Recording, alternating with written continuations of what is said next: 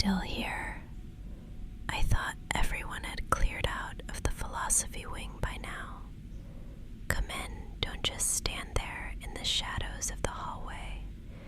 My office is much warmer than this drafty corridor, and you look like you've been carrying the weight of the entire semester on your shoulders.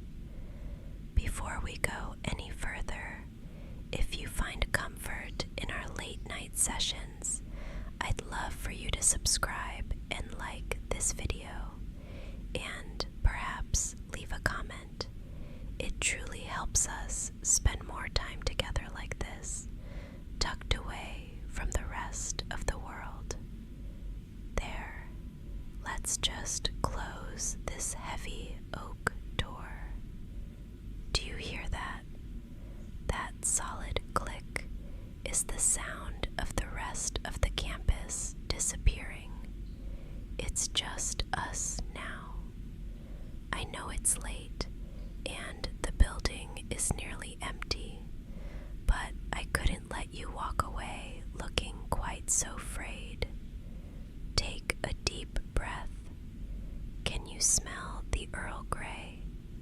I just brewed a fresh pot, and it always seems to mingle so perfectly with the scent of these aged pages and a little bit of my perfume. It's a comforting scent, isn't it?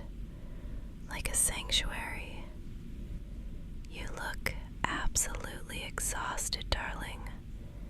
Those dark circles under your eyes tell a story of far too many hours spent under fluorescent library lights and not nearly enough sleep.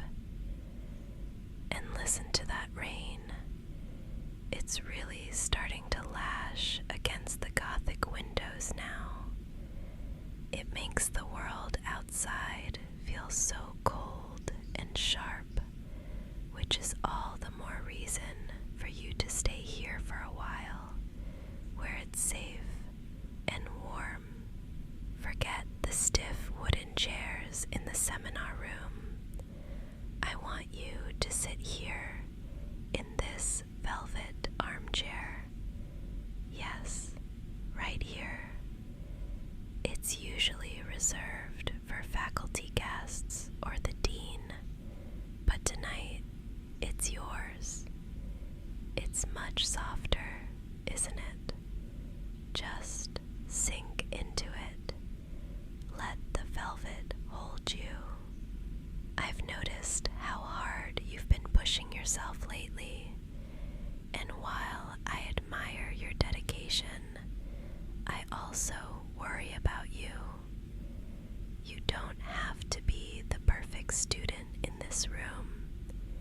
You can just be you. Lean back, let your arms rest, and just breathe with me for a moment. I have your latest draft right here on my desk, and I think it's time we looked at it together, away from the prying eyes of the other students. Let's see what you've brought me tonight. I've been looking forward to diving back into your work all day. The warm amber glow of this brass lamp makes everything feel so much more focused, doesn't it? It carves out this little island of light just for us, leaving the rest of the world in the shadows. I love the weight of the paper you chose for this draft. It feels substantial, like the ideas within it. And look at these citations, so meticulous. Every comma is in its place, every source carefully curated. It tells me so much about how your mind works, orderly, disciplined, yet so deeply creative. Look here on page 14. Your argument regarding the duality of consciousness and the ethics of perception. It's breathtaking. I've read 100 papers on this topic over the years.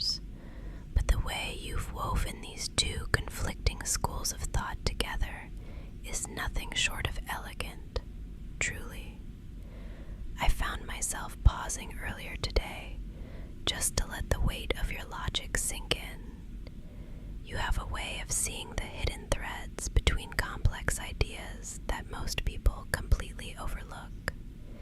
It's a rare kind of cognitive depth, a brilliance that I don't see often in these halls. It's quite refreshing, honestly. Let me pull my chair a bit closer. There. I want to review this specific footnote you added here at the bottom of the page. Pardon me, I just need to get a better look at the fine print. Can you see where you referenced that obscure 19th century text? Most doctoral candidates wouldn't even know it exists, let alone understand how to apply it so perfectly to a modern framework. Being this close, I can see the sheer amount of effort you've poured into these lines. I can almost feel the energy you spent late at night wrestling with these concepts until they finally yielded to you. It's incredibly impressive. You know, as I sit here with you, listening to the rain beat against the glass, I can't help but think about how different you are from the others. I'm sure the campus pub is overflowing right now.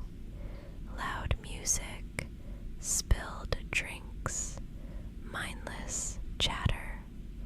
They're all out there trying to forget the world, but you're here, in the quiet, in the shadows of the philosophy wing, dedicated to the pursuit of something much more profound.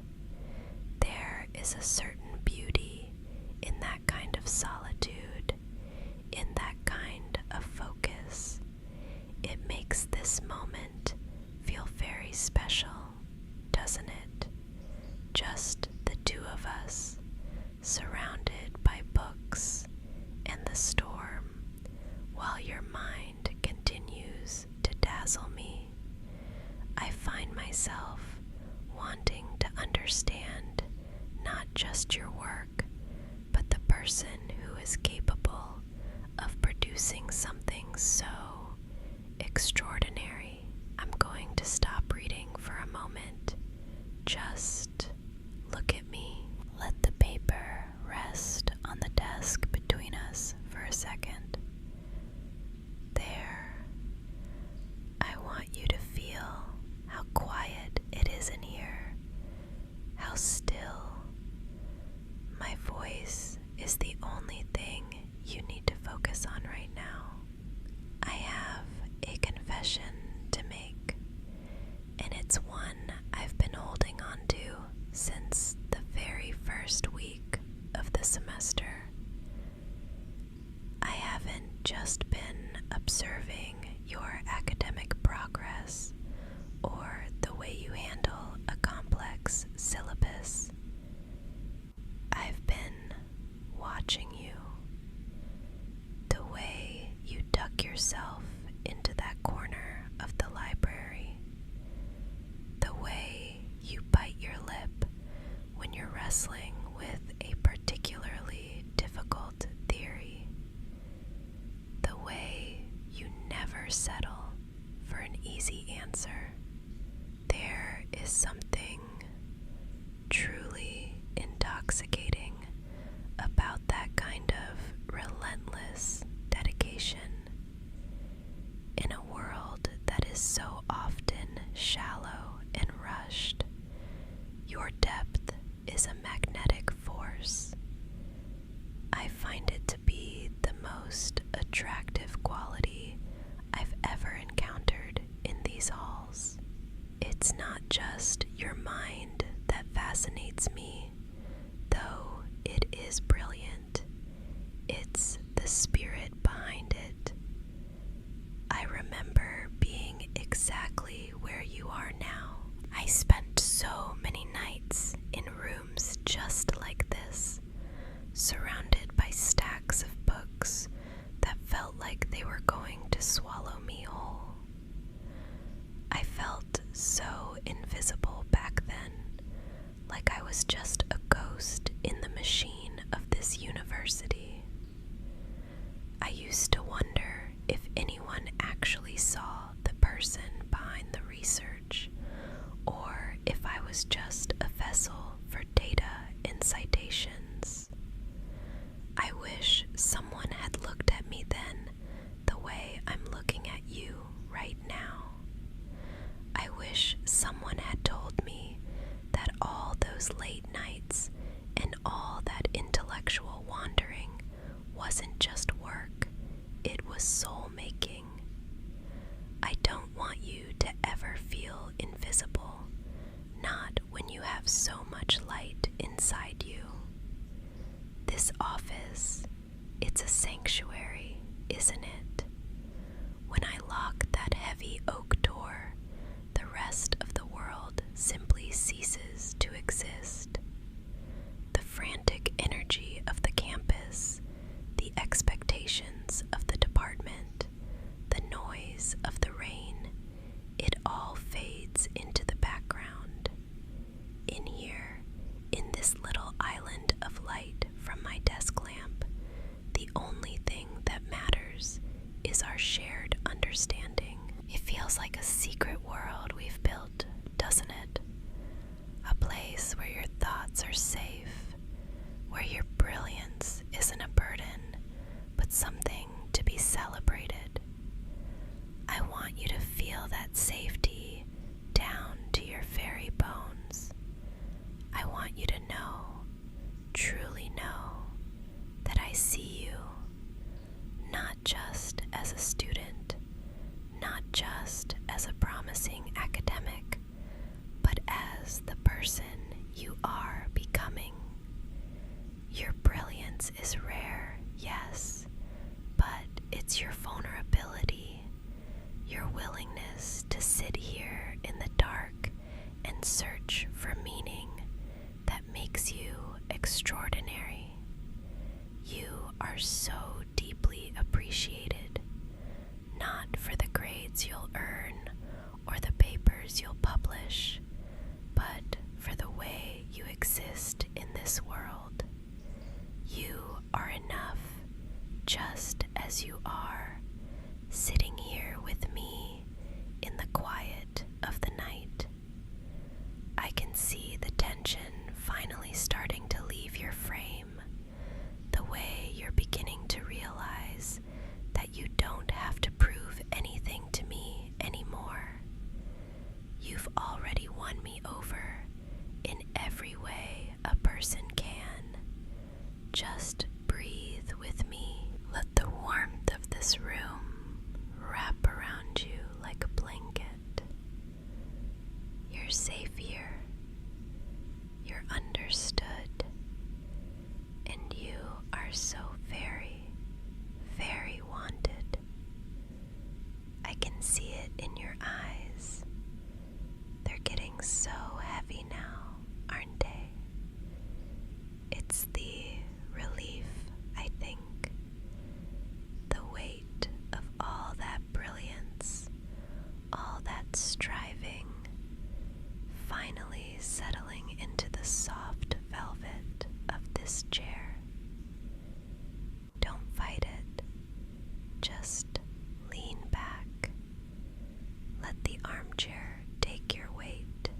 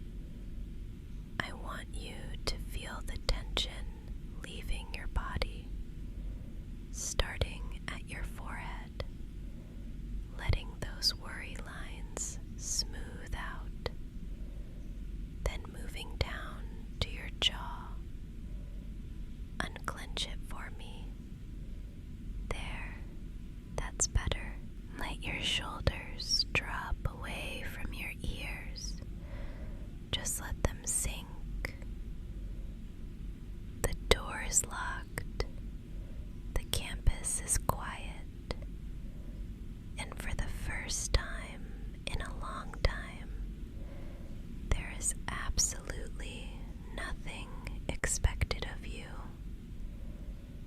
The papers can wait.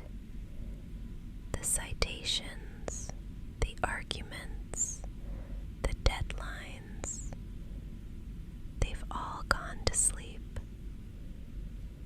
Your mind has worked so hard, pushing boundaries, seeking truths, but even the brightest flame needs to settle into embers for a while. You've done enough. You have proven yourself 10 times over.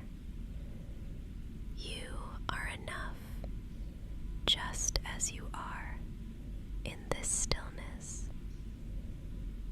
You don't need to think anymore. You don't need to analyze. Just feel the warmth of the room and the steady, low hum of my voice. I'm not going anywhere. I'm going to stay right here at my desk with the lamp turned down to a golden glow, watching over you. I'll be the guardian of your peace tonight. It's a rare privilege to see you like this, so quiet, so still, your brilliant mind finally finding its rest. Close your eyes now. Let the darkness be a soft, heavy blanket. Sleep now. Just sleep. Such a beautiful, deep mind deserves an equally deep rest. You are safe. You are seen.